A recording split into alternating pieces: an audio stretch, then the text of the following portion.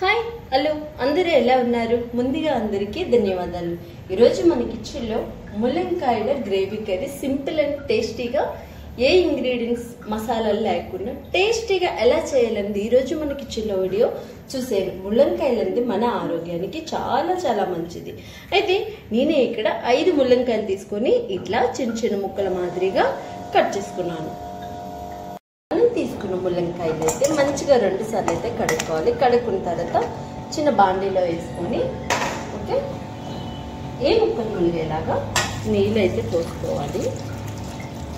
చూసారా, ఇలా ఈ ముల్లంకాయలు జస్ట్ ఇలా ములిగేలాగా ఉంటే సరిపోతుంది. దాని వెంబడి నీళ్ళు వేసాక సాల్ట్ని కూడా మనం వేసేసుకోవాలి. ఈ ముల్లంకాయలకి ఎంత సాల్ట్ సరిపోతుందో అంత మాత్రమే మనం వేసుకోవాలి. అయితే ముల్లంకాయలు ములిగేలా నీళ్లు సాల్ట్ వేసేసుకున్నాం కదా, ఈ నీరు ఇంకేదాకా మనం ఉడికించుకుంటే గ్యాస్ హైలో పెట్టి ముల్లంకాయ అనేది సాఫ్ట్గా స్మూత్గా అయిపోతుంది. ముల్లంకాయల గ్రేవీ కోసం 4 మిడిలిపాటు ఉల్లిపాయలు తీసుకొని ఇలా తొక్కు తీసుకున్న తర్వాత కడుక్కున్న తర్వాత మనం ఈ ఉల్లిపాయలు సన్నగా ఎక్దమ్ సన్నగా పొడిగ్గా మనం కట్ చేసుకోవాలి. ఈ ఉల్లిపాయలు ఎంత సన్నగా వస్తే కూర కూడా అంత టేస్టీగా వస్తుంది. స్టవ్ పైన బాండీ పెట్టుకున్నాం. ఈ బాండీలో ఒక 4 స్పూన్స్ వరకు నూనెనైతే మనం పోసుకోవాలి. నూనె కాస్త వీటెక్కాక మనం సన్నగా పొడిగ్గా కట్ చేసుకున్న ఉల్లిపాయలు ఇందులో అయితే వేసుకోవాలి. ఈ ఉల్లిపాయ అనేది గ్యాస్ మిడిల్లో పెట్టి నైట్ గోల్డెన్ కలర్ వచ్చేదాకా మంచిగా వేయించుకోవాలి. ఓకే, ఉల్లిపాయలు అయితే మంచిగా వేగిపోతున్నాయి కదా. 5 టమోటాలు మిడిల్ టమోటాలు తీసుకొని కొంచెం ఈ పచ్చిగా ఉన్న బొడ్డుని ఇలా తొలగించేసుకొని ఈ టమోటాలు కూడా సేమే పొడిగ్గా సన్నగా ఇవి కూడా మనం కట్ చేసుకోవాలి. ఇలా కట్ చేసుకుంటే మిక్సీ పట్టుకున్న ఇలా మనం చేసుకుంటే టేస్ట్ చాలా చాలా బాగుంటుంది. తీసుకున్న టమోటాలని ఇలా చిన్న చిన్న ముక్కల మాదిరిగా మనం కట్ చేసుకున్నాము. అలాగే ఒక 6 పచ్చిమిర్చిని 1-2 భాగాలుగా చీల్చుకున్నామన్నమాట. మనం వేగించుకున్న ఉల్లిపాయ నైట్ గోల్డెన్ కలర్లోకి అయితే వచ్చేసింది. ఈ టమోటా పచ్చిమిర్చి ఉల్లిపాయలో వేసుకోవాలి. మన ఉల్లిపాయ అంతా ఇలా సన్నగా పొడికి కట్ చేసుకోవడంతో చాలా బాగుంది చూడడానికి కూడా. సరే, నైట్ గోల్డెన్ కలర్ అయితే ఇలా వేగాలి. అప్పుడే దాన్ని పచ్చిపోయి మంచి టేస్ట్ కూడా వస్తుంది కర్రీకి. ఓకే, పచ్చిమిర్చితో పాటు కట్ చేసి పెట్టుకుని టమోటాస్ కూడా వేసేయాలి. వేసేసి ఒక్కసారి మనం ఈ టమోటా ఉల్లిపాయ కలిపేలాగా కలిపిస్తున్నాం.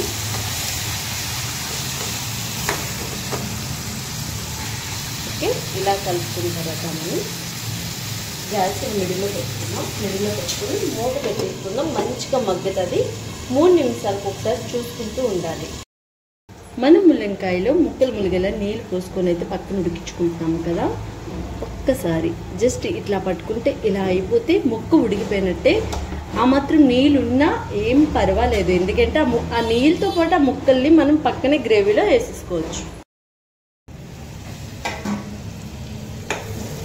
చూసారా, నూనె అనేది ఇలా పైకి వచ్చేస్తే మన టమాటా ఉల్లిపాయ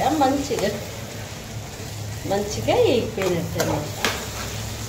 ఓకే, ఇప్పుడు ఇందులో మనం ఆల్రెడీ పచ్చిమిర్చిలో కారం ఎక్కువ ఉంటుంది కాబట్టి కారం కాస్త తగ్గించి వేసుకుందాం. మీ రుచికి సరిపడగా మీరు తయారు చేసుకున్న దాన్ని బట్టి మీరు కారాన్ని వేసుకోండి. ఓకే, కారం అయితే వేసేసాం కదా. ఇప్పుడు ఇందులోనే పసుపు కూడా వేసేసుకుందాం.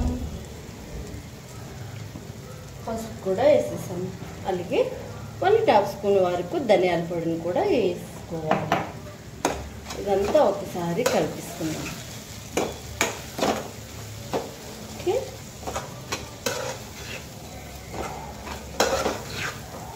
ఇలా కలుపుకున్న తర్వాత మనం ఉడికించుకున్న ముల్లంకాయ ముక్కలు కూడా వేసుకోవాలి.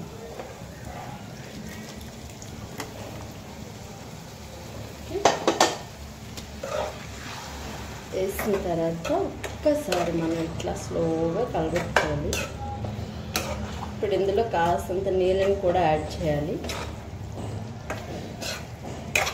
ఇలా కాస్త మరి ఎక్కువగా జస్ట్ చిప్ ఉండేలాగా వేసుకుంటే సరిపోతుంది. గ్యాస్ని అస్సలు హైలో పెట్టుకోండి, జస్ట్ మిడిల్లో పెట్టుకోవాలి. ఒక్కసారి ఇలా మనం కలుపుకోవాలి స్లోగా ఇట్లా.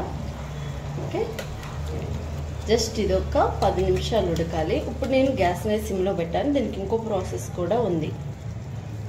ఇప్పుడు మనం ఈ స్పూన్స్తో 2 స్పూన్స్ పెరుగు అయితే తీసుకోవాలి. ఇలా ఫుల్గా 2 స్పూన్స్ పెరుగు అయితే తీసుకొని ఇది పెరుగు ముక్కలు లేకుండా స్మూత్గా అయ్యేలాగా మనం కలుపుకోవాలి.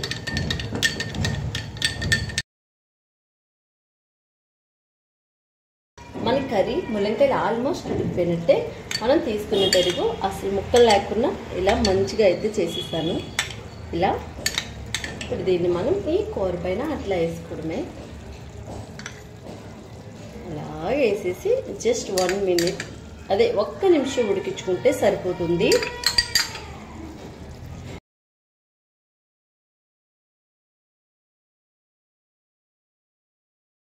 మనం పెరుగంతా ఇలా వేసేసుకోక జస్ట్ కొంచెం ఇలా మనం స్మూత్గా అనాలి, లేదంటే ముల్లంకాయలు చెదిరిపోతాయి అన్నమాట.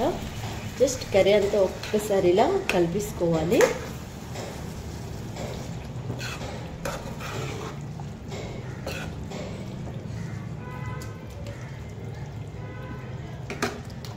అంతే.